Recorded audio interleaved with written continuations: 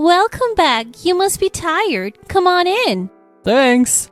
When my husband and I arrived at my in-laws' house, my mother-in-law greeted us with a smile. However, she only invited my husband inside. As I tried to enter, she glared at me and said, "You're not needed here." She slammed the door shut. What? I was completely taken aback. I gently opened the door, only to find my mother-in-law glaring at me with fury. "I heard about it. Your parents are in debt, aren't they? We don't need a wife like that." With that, she slammed the door again. I stood there, bags in hand, stunned. From inside, I could hear my husband and mother-in-law laughing and having a good time. I realized I didn't need to endure this kind of treatment just to be at my in-laws' house, so I quickly left. My name is Nancy. I'm a 32-year-old doctor working at the hospital my parents founded. I met my husband John when he was admitted to our hospital after an injury. He's charming, friendly, and a great conversationalist. Even though he's 5 years younger, he seemed mature and dependable. We got married after a year of dating. He works as a vice president at the company his father runs. Mother-in-law also worked as an office worker at father-in-law's company. Both his parents were thrilled when we got married. Your parents ran a big hospital and now a doctor is becoming our son's wife? It's like a dream. We're so glad to have you, Nancy. My mother-in-law used to be so kind to me. Every year, during Christmas and other long holidays, we would visit my in-laws' house. They always welcomed us warmly. I would bring delicious food and drinks as gifts, which they would use for New Year's celebration. My mother-in-law would take the lead in cooking, and even though I would offer to help, she would decline. "Nancy, you work hard as a doctor. Just relax." Your family. Don't feel like you have to do anything. My husband would add. I always looked forward to these visits, but today was different, especially my mother-in-law. She looked at me as if I were an enemy, her gaze cold and piercing, almost like a vampire. This was the first time I had experienced such coldness from them.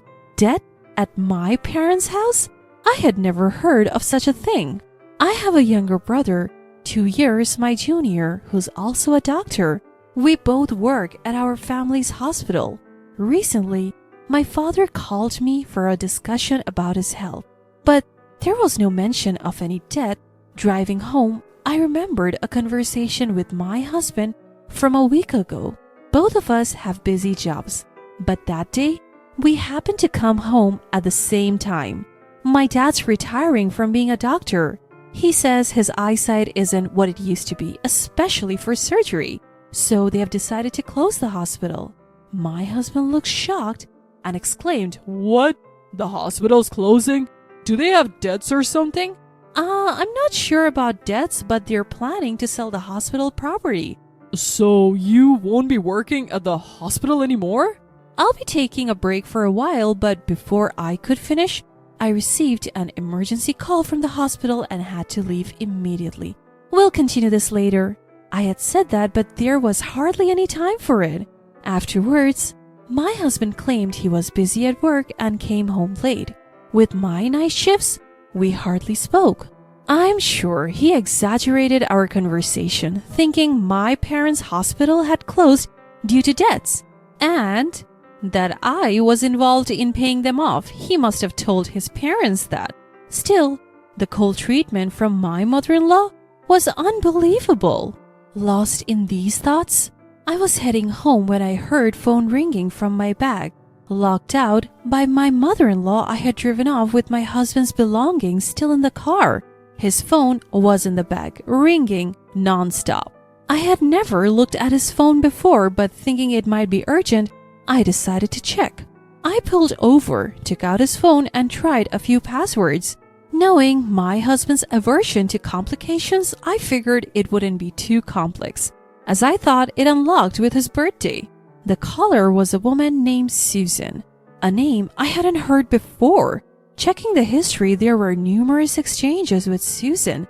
The messages were shocking. I want to see you soon. I wish I could be with Susan forever. I'll be with my wife during the New Year holidays. I'll miss you.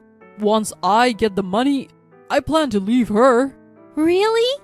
That makes me happy. I love Susan the most. It seemed my husband had been cheating on me. I had thought of my husband, father-in-law, and mother-in-law as kind-hearted. I was the only one. Back home, I couldn't shake off the contents of his phone. I went into his study looking for more evidence. Opening a drawer, I found photos of him with an unfamiliar woman apparently from a trip and hotel receipts. There were other shocking discoveries. Unable to come to terms, I decided to visit my parents' house.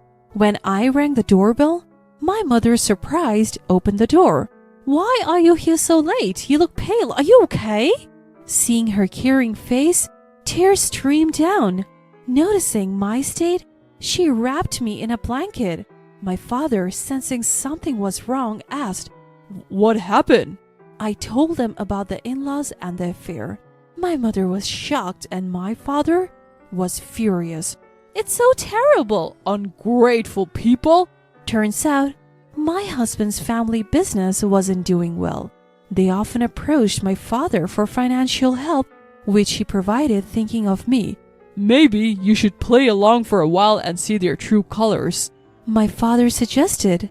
It seemed intriguing at the time. The next day, I returned to my in-laws' house and shouted at the entrance, I'm sorry for being an immature wife. Please let me in. I brought various gourmet ingredients and fine wine as gifts, finally gaining entry into the house. My mother-in-law, seeing the luxurious gifts, smirked greedily. Behind her, my father-in-law and husband gave me cold stares.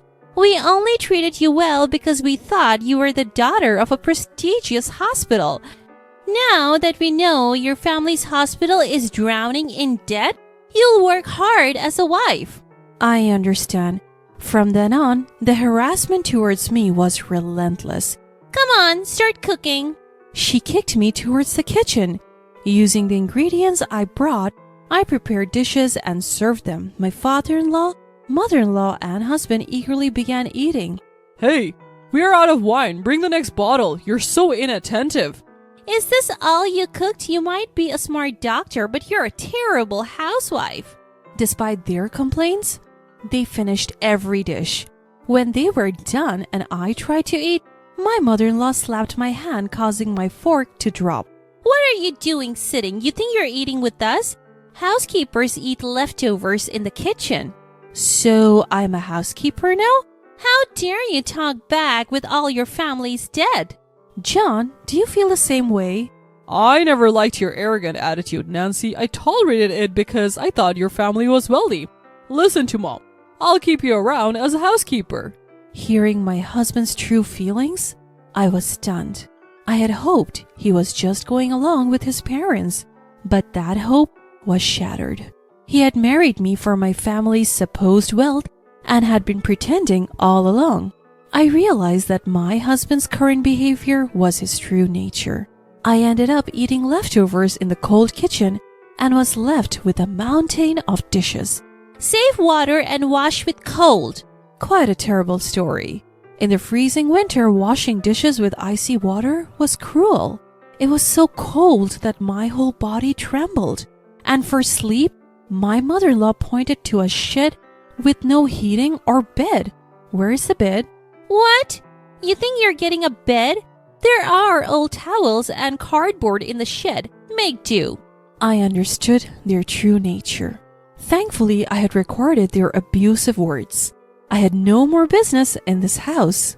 That night, in the freezing shed, anger towards my father-in-law, mother-in-law, and husband kept me warm.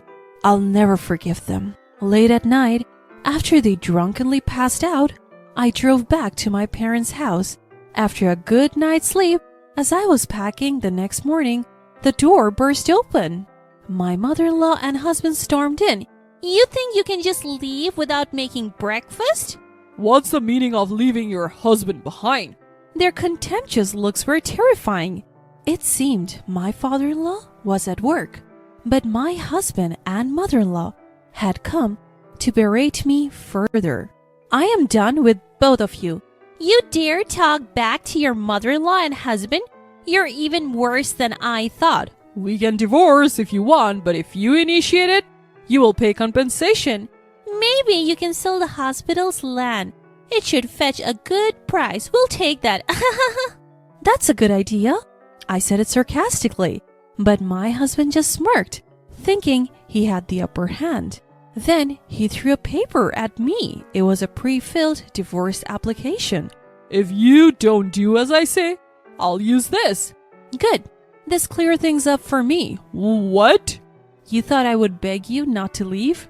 You, with a bankrupt hospital and drowning in debt, have no choice but to cling to me, right? He was completely mistaken.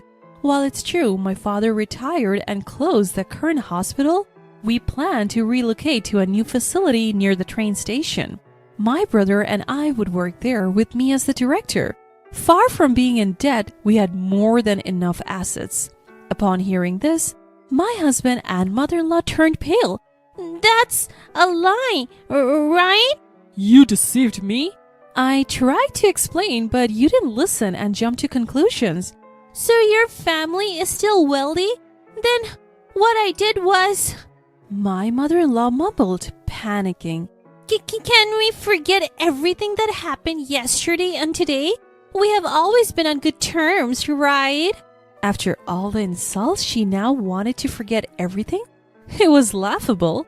I'm shocked that you have spewed such terrible abuse at me and asked me to forget everything.